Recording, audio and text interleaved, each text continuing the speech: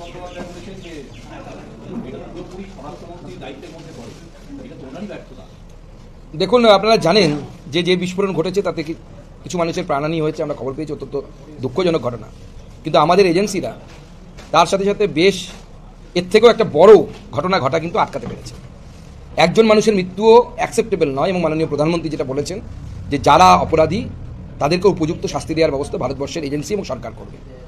কিন্তু প্রশ্ন হচ্ছে, যারা বাংলাদেশ থেকে আসা অনুপ্রবেশকারীকে লুকিয়ে রাখতে সহায়তা করে, যারা রোহিঙ্গাদেরকে এখানে রাখতে উৎসাহ দেয়, যারা বা যে রাজ্য সরকারের শাসন ব্যবস্থার নাকের তলা থেকে মুজিবুর রহমানের খুনি কেন্দ্রীয় এজেন্সি দ্বারা গ্রেপ্তার হয় এবং রাজ্য সরকারের পুলিশ জানতে পর্যন্ত পারে না, যে রাজ্য সরকারের কমিশনারেট, ব্যারাকপুর কমিশনারেটের আন্ডারে পাকিস্তানের নাগরিক বছরের পর বছর ভারতীয় নাগরিক সেজে এবং বাঙালি সেজে বসে থাকে, তার সরকারের কোনো একজনের কি এই নৈতিক অধিকার হয় বা নৈতিক অধিকার আছে এই ব্যাপারে প্রশ্ন তোলা?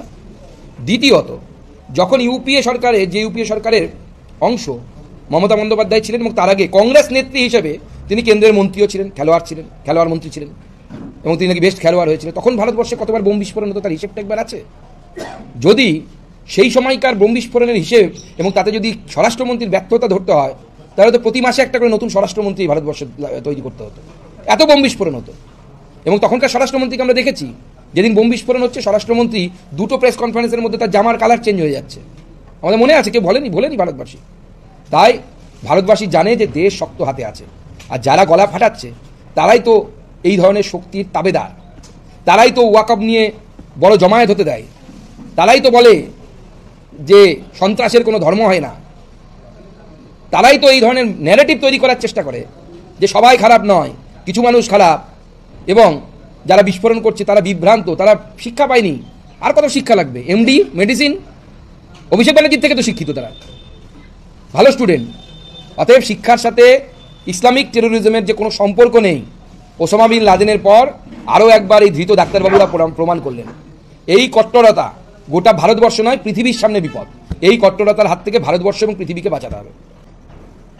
তৃণমূল কংগ্রেসের তরফ থেকে দাবি করা হয়েছে যে একসময় দেশের নিরাপত্তার জন্য প্রচুর অর্থ ব্যয় হতো, এখন গোটাটাই প্রধানমন্ত্রীর বিজ্ঞাপনের জন্য অর্থ ব্যয় করা হয়, দেশ চায় নেতৃত্ব, কোনো অজুহাত চায় না। না, আমি তৃণমূল কংগ্রেসকে তো বারবার বলছি, কাম উইথ দ্য স্ট্যাটিস্টিক্স। আপনাদের ইউপিএ 1, ইউপিএ 2 এর সময় কতগুলো বোম বিস্ফোরণ হয়েছিল? হ্যাঁ, এটা আমরা বুঝতে পারছি। দেখুন, দেশের মানুষের এক্সপেকটেশন মোদিজির কাছে আছে, এমনকি তৃণমূলের এক্সপেকটেশন মোদিজির কাছে আছে। তখন এত বোম বিস্ফোরণ হতো যে গা সওয়া হয়ে গেছিল, বোম তো ফাটবেই, যখন এটা ফাটে আর কি, চকলেট বোম, বুড়িমা বোমের মতো যেখানে সেখানে ফাটছে। এখন যেহেতু একটাই, গোটা টেনিওরে একটা ঘটনা ঘটেছে আউট অফ কাশ্মীর, জম্মু কাশ্মীর, সেই জন্য, এবং তাও কি এটা পার্শিয়াল অ্যাটাক আমি বলবো, কারণ বড় যে চেষ্টা ছিল সেই চেষ্টা কিন্তু আমাদের কেন্দ্রীয় এজেন্সিগুলো সেটাকে নষ্ট করেছে। সেজন্য এই কেন্দ্রীয় এজেন্সিদেরকে আমি আমার তরফ থেকে অনেক ধন্যবাদ জানাই।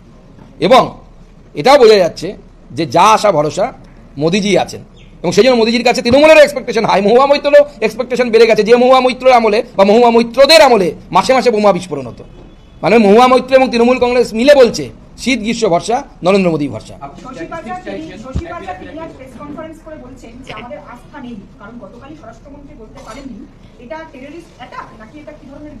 আমি এর সাথে একটু জুড়ে দিচ্ছি, এটাও বলেছেন যে দেশের প্রধানমন্ত্রী এই সময় ভুটানে চলে গিয়েছেন, উনি দেশ শাসনের বদলে ভোট নিয়ে বেশি ব্যস্ত। ভুটানে কার ভোট আছে আমার জানা নেই। দ্বিতীয়ত কথা, যে কালকে স্বরাষ্ট্রমন্ত্রী বলতে পারেননি কারা যুক্ত, কারণ দেখুন আমাদের স্বরাষ্ট্রমন্ত্রী মমতা বন্দ্যোপাধ্যায়ের নাক বা চোখ নেই, যে মঞ্চ থেকে দাঁড়িয়ে উনি 500 মিটার দূরে গন্ধ শুকে বলে দেবেন যে কে মাওবাদী কেউ মাওবাদী নয়। এটা মমতা বন্দ্যোপাধ্যায় পারেন, আমাদের স্বরাষ্ট্রমন্ত্রী পারেন না। আমরা তো অ্যাকসেপ্ট করছি, আমিও পারি না, আমরা মানুষ তো, মহাপুরুষ তো নই।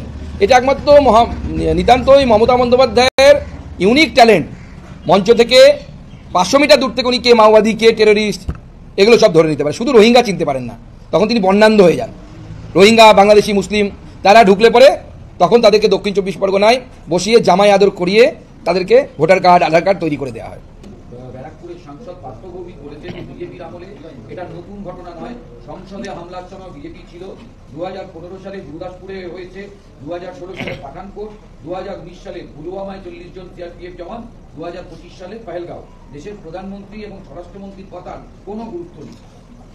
দেখুন, নাটকের লোক যদি রাজনীতিতে এসে নাটকবাজি করে তাহলে এরকমই বলবেন। ওনাকে তো স্ট্যাটিস্টিক্সের নিয়ম আছে একটা, আপনাকে একটা কন্ট্রোল রাখতে হয়, তার পাশে একটা ডেটা দিয়ে বলতে হয় যে দেখুন এটা বেশি ছিল, এটা কম ছিল, বা এটা কম ছিল, এটা বেশি ছিল। তো পার্থবাবুকে তো আমি বলছি, চ্যালেঞ্জ করছি, তো ইউপিএ আমলে out of the Kashmir, Kashmir তো বরাবরই ডিস্টার্ব, আমাদের সময় কাশ্মীর অনেক বেশি শান্ত, রিলেটিভলি অনেক বেশি ভালো জায়গায় আছে, পাথর ছোঁয়া বন্ধ হয়ে গেছে কাশ্মীরে। একবার পার্থবাবুকে জিজ্ঞেস করুন না, 90s দশকে যখন জম্মু কাশ্মীর থেকে জম্মু কাশ্মীরের কাশ্মীরি পণ্ডিতদেরকে তাড়িয়ে দেওয়া হচ্ছিল, তখন পার্থবাবু কোথায় নাটক করছিলেন? কেন জাননি জম্মু কাশ্মীরে নাটক করতে? এইবার জম্মু কাশ্মীরে বাঙালিরা পর্যন্ত তাদের উৎসব পালন করেছে লাল চকে, যে লাল চকে ভারতবর্ষের পতাকা তোলা অপরাধ ছিল, অপরাধ। সাহস করে কেউ তুলতে পারে না। মমতা বন্দ্যোপাধ্যায়কে দেখাতে পারবেন একটা ছবি যে লাল চক, উনি তার সময় যুব কংগ্রেসের বড় নেত্রী ছিলেন, লাল চকে গিয়ে ভারতবর্ষের পতাকা তুলেছেন? মমতা বন্দ্যোপাধ্যায়ের ছবি দেখিয়ে দিন দেখি, পার্থবাবুকে বলুন খুঁজে বের করতে, নাহলে এআই দিয়ে বানাতে বলুন। এখন দেখলে ভালো করছে ওরা, আই প্যাকেট টিমটা। কোথাও নাশকতা ঘটে বা এরকম ঘটনা ঘটে, তখন দেখা যায় যে তার একটা লিঙ্ক পশ্চিমবঙ্গে পাওয়া যাচ্ছে। এর আগে তাই দেখা গেছে। তাই আপনি কি অনুমান করছেন যে এই যে দিল্লির লালকেল্লার সামনে যে ঘটনা, এর লিঙ্ক পশ্চিমবঙ্গে পাওয়া যেতে পারে? দেখুন, আমি আগেই বলেছি, মাননীয় মুখ্যমন্ত্রীর মতো চোখ বা নাক আমার কিছুই নেই, আমাদের স্বরাষ্ট্রমন্ত্রীরও নেই। আমি তদন্তকারী সংস্থার তদন্তের উপর আস্থা রাখছি, তারা তদন্ত করুক, তদন্ত করলে পরে অনেক কিছু বাইরে আসবে। পশ্চিমবঙ্গে জাল আধার কার্ড এবং ভোটার কার্ড নিয়ে ভারতবর্ষের বিভিন্ন জায়গায় গিয়ে দাঙ্গা ঘটানো হয়েছে, প্রমাণিত হয়েছে। শুভেন্দু বাবুর উপরে যে হামলা করেছিল নন্দীগ্রামে ভোটের রেজাল্টের পর, তাকে পাওয়া গেছে দিল্লির দাঙ্গাতে। এটা নতুন নয়, প্রমাণিত হয়েছে। দিল্লিতে যে রোহিঙ্গা বস্তি বলা হচ্ছে, তাদের সবার আধার কার্ড ভোটার কার্ড তৈরি হচ্ছে দিনহাটা থেকে, একটা অ্যাসেম্বলি থেকে পুরো বস্তির আধার কার্ড, পুরো চক্র চলছে এখানে। কিছুদিন আগেও আপনারা দেখেছেন পানাপুকুরের মধ্যে একগুচ্ছ ভোটার কার্ড পাওয়া গেছে। তো পশ্চিমবঙ্গে যে আধার কার্ড ভোটার কার্ড জালি তৈরি করার একটা চক্র চলছে, আর এই চক্র চললে স্বাভাবিকভাবেই পশ্চিমবঙ্গের এই ব্যবস্থার বা এই লুপ হোলসের সুযোগ তো যারা এই ধরনের নাশকতা ঘটায়, তারা তো নাশকতা ঘটানোর জন্য হবেই, নেবেই।